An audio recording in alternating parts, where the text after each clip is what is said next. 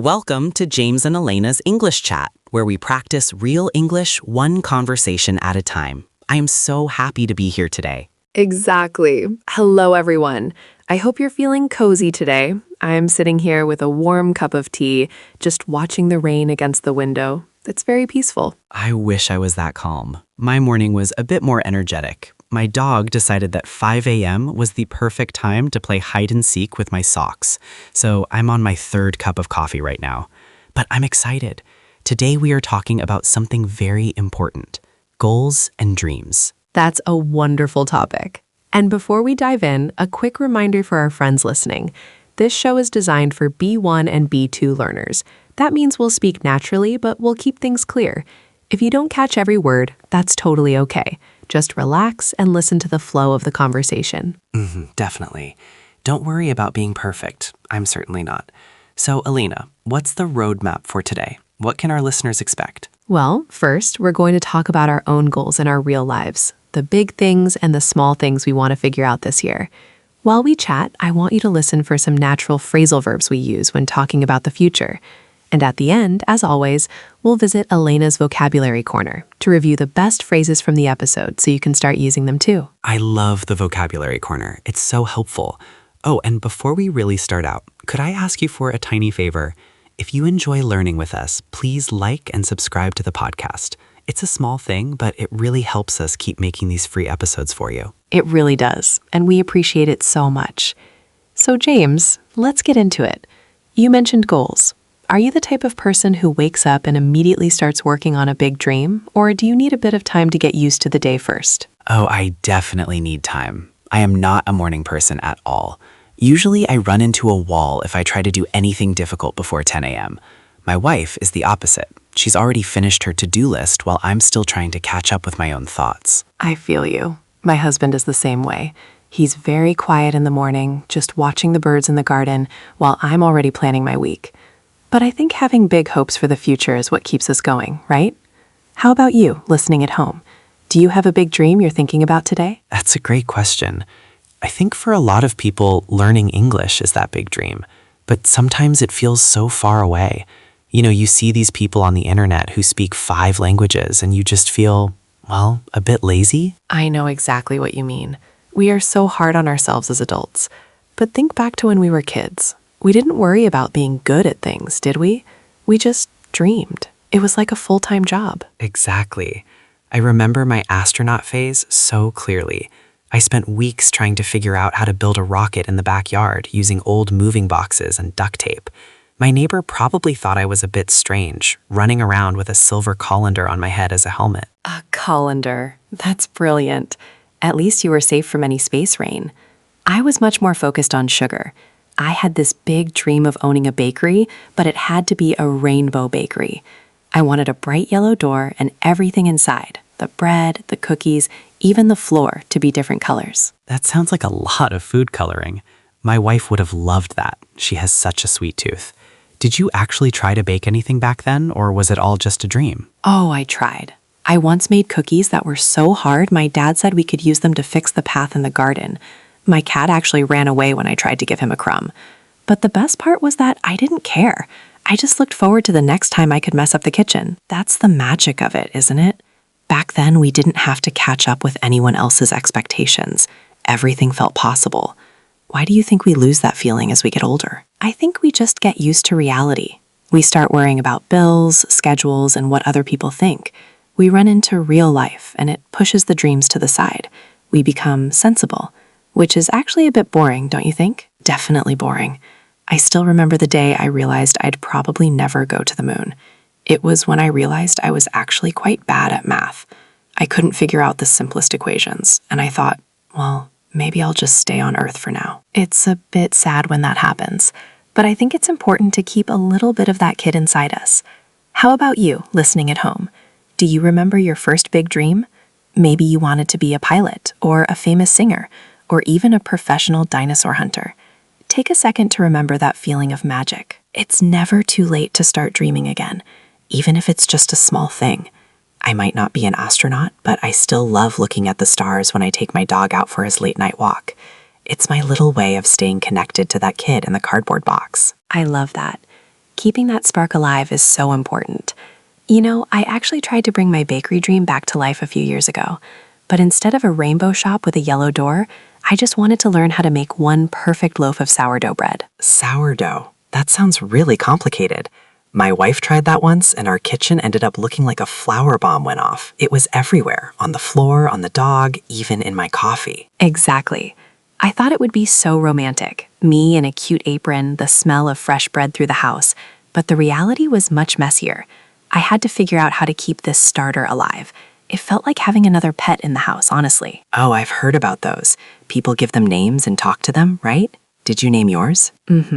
My husband was so patient, but even he started to wonder why there were jars of bubbling flour all over the counters. I kept failing James. My first few loaves were so hard we could have used them as doorstops. I almost gave up after the fourth one. I feel you. It's hard to keep going when things don't look like the pictures. So what changed? How did you get through that phase of just making bricks? I had to stop thinking about the big dream and just focus on the next small step. I realized I didn't need a shop to be a baker. I just needed to show up in my kitchen every Saturday morning. It wasn't about the rainbow floor anymore. It was about the crust on that one loaf. That's a big shift. I think a lot of us do that with English too. We want to be perfect speakers today, but we forget that it starts with just one messy conversation. Exactly. I had to get used to the fact that my bread wouldn't look like the ones in the magazines, and that's okay. How about you, listening? Have you ever started a big project and felt like it was just too much? Maybe you wanted to run a marathon but felt tired after just 1 mile? I definitely feel that. Sometimes I look at a big goal and I just want to run away and hide under the covers. But your bread story makes me think, maybe I don't need to go to the moon. Maybe I just need to learn more about the stars while I walk my dog. I think that's perfect. Small, messy actions are so much better than big, perfect dreams that stay in your head. It took me months, but eventually I baked a loaf that actually tasted good. My husband even asked for a second slice. That felt better than any imaginary bakery, I bet. It's those small wins that really count. I think I need to find my own sourdough for this year. Something small that I can actually finish without getting overwhelmed. It's funny to think about. What would 7-year-old James think of me now? Probably disappointed I'm not wearing a spacesuit or floating in zero gravity. Definitely. He would probably ask why I'm sitting in a chair talking into a microphone instead of fighting aliens. But I think kids are more forgiving than we think. They just want to be excited about something. I remember I also had a phase where I wanted to be a world-famous detective. A detective? Like with a magnifying glass and a long trench coat? Exactly. I used to follow my dog around the backyard, taking notes in a little notebook about his suspicious behavior. I was convinced he was working for a secret organization. It turns out he was just looking for a good place to hide his bone. That is so cute. I went through something similar. I wanted to be a professional explorer. I would pack a bag with a juice box and a map I drew myself, and I'd explore the local park. I thought I was discovering new lands, but I was really just walking in circles around the same oak tree. But that's the beauty of it, isn't it? When we look back, those moments don't feel like failures. We weren't bad explorers or bad detectives. We were just playing. We were learning how to be curious. How about you, listening at home? Take a moment to think about your younger self. What was your dream? Exactly. Do you think your 7-year-old self would be proud of who you are today? Or would they be surprised? Maybe you're an accountant now, but you wanted to be a famous singer. Is that a failure? Or did you just find a different way to be happy? I think we put so much pressure on ourselves to become something. But as kids, we became something new every week. One week I was a pilot, the next I was a dinosaur hunter. We didn't worry about the future. We just enjoyed the moment. I feel you. We lose that as adults because we are afraid of looking silly. We don't want to take up a new hobby unless we know we can be great at it. My husband recently decided he wanted to learn the harmonica. He's honestly quite terrible at it right now, but he has so much fun. That's amazing. I need to get used to that feeling of being a beginner again. I'm always so worried about making mistakes, especially when I'm trying to figure out something new, like a different language or even a new gadget at home. We shouldn't give up just because the first attempt is messy. 7-year-old Elena didn't care if her maps were upside down. She just loved the adventure. I think that's the real goal. Not being perfect, but just staying curious. I love that. It makes me feel much better about my detective skills. My dog is still a mystery to me, but at least I'm still asking questions. Curiosity is the best starting point. But sometimes when we get older, our dreams feel so much heavier, don't they? Like we need a massive plan just to start. I feel you. I've been doing that for years with my dream of visiting Japan. I've wanted to go since I was a teenager, but I always felt like it was too far, too expensive, and the language was too hard. I just got used to saying someday and then doing nothing. That someday trap is so common. It's a way to keep the dream alive without actually taking any risks. So what changed for you? Did you suddenly win the lottery? I wish. No, my wife and I were sitting at the kitchen table last month, and we realized that if we didn't figure out a real plan, someday would never happen. So we decided to stop looking at the big trip and start looking at the today steps. I love that. It's like when I was learning to bake sourdough. I couldn't think about the perfect loaf. I just had to think about the flour and water in front of me. How did you break down such a big trip? Well, the first thing we did was start to set aside a tiny bit of money every single week. It's only about $20. It's not a lot, basically the cost of a few coffees, but it made the dream feel real. It wasn't just a wish anymore. It was a savings account. That's a brilliant move. It changes your mindset. You're telling yourself that this is actually happening. What about the language? That's usually the part that makes people run into a wall. Exactly. I used to look at Japanese characters and just feel overwhelmed. But now I've challenged myself to learn just 3 phrases a week. Only 3. I write them on sticky notes and put them on the fridge. My dog probably knows more Japanese than I do at this point because he sees them every time I give him a treat. I can imagine him sitting there waiting for a konnichiwa and a biscuit. But 3 phrases a week is so achievable. In a year, you'll know over 100 phrases.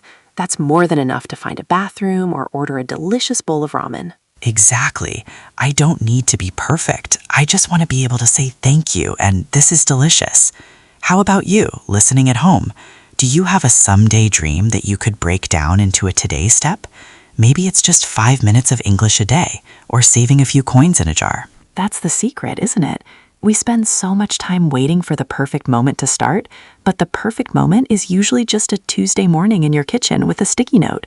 I'm really proud of you, James. It sounds like you're actually going to make it to Tokyo. I really hope so. I'm starting to look forward to the flight instead of being afraid of the planning. It's amazing how much better you feel when you actually start moving, even if you're just taking tiny baby steps. It really is. But you know, James, the hardest part isn't always starting. Sometimes the hardest part is just keeping that fire alive when life gets, well, normal again. Oh, tell me about it. It's easy to feel like a dreamer when you're looking at photos of Tokyo. But then Monday morning comes. I have to deal with a mountain of laundry, my dog is barking at the mailman, and I have to go to work for 8 hours. The dreamer version of me disappears pretty fast. I think we all go through that. We feel like our real life is just a series of chores we have to get through so we can finally be happy later. But my husband taught me something interesting about this. He loves watching the birds in our garden. Sometimes he sits there for an hour just waiting for one specific bird to show up. An hour? I'd probably fall asleep or start thinking about all the emails I haven't answered yet. I'm always so busy trying to catch up with my to-do list. Exactly. But he says the waiting is part of the beauty. He's not just waiting for the bird. He's enjoying the fresh air and the quiet. He doesn't feel like he's wasting time. He's just being. I think we need to learn how to do that with our big goals too. Even when we are doing the dishes, we are still the person who wants to see the world. That's a nice way to look at it. Usually when I'm doing the dishes, I'm just trying to keep up with the mess my wife and I made during dinner. I don't feel like an explorer. I feel like a guy with soapy hands. But maybe I should try to change my perspective. How about you, listening at home? When you're doing something boring, like commuting to work or cleaning your kitchen, how do you feel? Do you let your mind wander to your big dreams, or do you just want to get it over with as fast as possible? I definitely just want to get it over with. But I guess if I don't find a way to enjoy the journey, I might give up before I even reach the destination. If I only allow myself to be happy when I finally land in Japan, that's a lot of unhappy days between now and then. Precisely. We shouldn't let our daily routines put out the fire. I try to listen to podcasts or music while I'm fighting the slugs in my garden. It makes the boring work feel like I'm still growing. It's all about how we figure out our relationship with the present moment. I like that. I'm going to try to think of my morning walk with the dog as part of my Japan training. I'm building my stamina for all the walking I'll do in Tokyo, even if my dog just wants to stop and sniff every single blade of grass for 10 minutes. That's the spirit. Every small moment is connected to the big ones. We just have to remember to look for that connection instead of letting it slip away. You're so right about that. It's all about making that connection. But honestly, even when I feel connected to my dream, I sometimes find it really hard to talk about it. When my neighbor asks what I'm up to, I get a bit tongue-tied. I have the ideas in my head, but I just can't seem to put them into words. I feel you. That happens to the best of us, especially when we are learning a new language. We have these big, beautiful emotions, but our vocabulary feels too small to hold them. I think we need a map, just a few simple sentence starters to help us figure out how to share our heart with others. A map? I love that. Like a little cheat sheet I can keep in my pocket. That would definitely help me when I run into people at the grocery store and they ask why I have Japanese sticky notes on my sleeves. Exactly. Let's try to build that map right now. It's a great way for our listeners to practice speaking too. Let's start with the big picture. The phrase is, I have a dream too. James, do you want to try? Okay, let me think. I have a dream to visit Japan and feel confident enough to order a meal and maybe even have a short chat with a local. Wow, saying it out loud makes it feel much more real. It really does. Now, how about you listening at home? Take a breath and try saying it with us. Just fill in the blank. I have a dream too. Don't worry about being perfect. Just say it out loud. That was great. But Elena, sometimes the big dream feels a bit heavy. How do we talk about the part that doesn't feel so scary? That's where the second part of the map comes in. This is for the today action. The phrase is, my first small step is. It helps you focus on what is right in front of you. I can do that. My first small step is to learn 3 new phrases every single week. It's small, it's manageable, and I can actually finish it without feeling like I'm failing. How about you, listening? What is your today action? My first small step is try saying it now. That's the spirit. It's so much easier to get used to a goal when you break it down like that. But we also need a why, don't we? A reason to keep going when we feel a bit lazy on a rainy Tuesday. Definitely. My wife always asks me why I'm working so hard on my Japanese when she could be watching TV with her and the dog. I need a good answer for her. Use this one. I am doing this because. It reminds you of the feeling behind the goal. For example, I am doing this because I want to see the world through different eyes. It helps you catch up with your motivation when you're feeling tired. I love that. I am doing this because I want to prove to myself that I can learn something new. It feels like I'm finally organizing all those messy thoughts in my head. This map is actually working. I'm so glad. It's just about giving yourself permission to speak simply. You don't need fancy grammar to have a big heart. If you can use those 3 phrases, you can explain your dream to anyone you meet. I'm feeling much more organized already. That map we made really helped me feel less overwhelmed about my big plans. It's like I can finally see the path clearly. I'm so glad to hear that, James. Speaking of not being overwhelmed, it's time for my favorite part of the show, Elena's Vocabulary Corner. I've picked out a few phrases from our chat today that are perfect for anyone with a big dream. Oh, I'm ready. I have my notebook out and my pen is poised. What is the first one on the list? The first one is a very inspiring idiom. Reach for the stars. Reach for the stars. This means to set very high goals for yourself, or to try to achieve something that seems difficult. It's all about having a big imagination and not being afraid to try for the best thing possible. I love that. For example, my wife really wants to reach for the stars and become the head of her department at the hospital one day. That's a wonderful goal. I use it like this. You should always reach for the stars, even if your dream feels a bit silly or impossible at first. It definitely makes the dream feel more exciting. But we also need to stay sensible, right? That leads to the next one. Exactly. We have to balance it with this. To keep your feet on the ground. To keep your feet on the ground. This means to stay realistic and practical. It's about not getting too carried away by your big ideas and focusing on what is actually possible in the real world. I definitely need that one. I have to keep my feet on the ground when I'm planning my travel budget, or I'll spend all my money on fancy hotels and have nothing left for ramen. Very true. And for me, my husband helps me keep my feet on the ground when I start thinking I can learn how to play 5 different instruments in 1 month. He sounds like a very grounded person. So, how do we actually move forward without getting scared? That's where this phrase comes in. Baby steps. Baby steps. These are very small, simple actions that you take toward a bigger goal. It's about making progress slowly so you don't get discouraged or feel like the task is too heavy. Like my Japanese study, I am taking baby steps by learning just 3 new phrases every single week while I have my morning coffee. Exactly. Or my neighbor is taking baby steps toward learning how to use a smartphone after using a flip phone for 20 years. I think we all need to take baby steps sometimes. Now, what about those phrasal verbs we used earlier? I have 2 more for you. The first is to figure out. To figure out. This means to find an answer to a problem or to understand something after thinking about it or studying it for a while. I'm still trying to figure out how my dog manages to hide his bones inside my sneakers without me noticing. He's a little detective. And I had to figure out exactly how much water my sourdough starter needed to stay healthy. And what is the final one for today? The last one is to catch up. To catch up. This can mean to reach the same level as someone else who is ahead of you, or it can mean to talk to a friend to hear their latest news. I always feel like I'm trying to catch up with my to-do list on Monday mornings after a busy weekend with the family. I feel you. I also love to sit down with my niece and catch up on all the funny things that happened at her school during the week. Those are all so useful, Elena.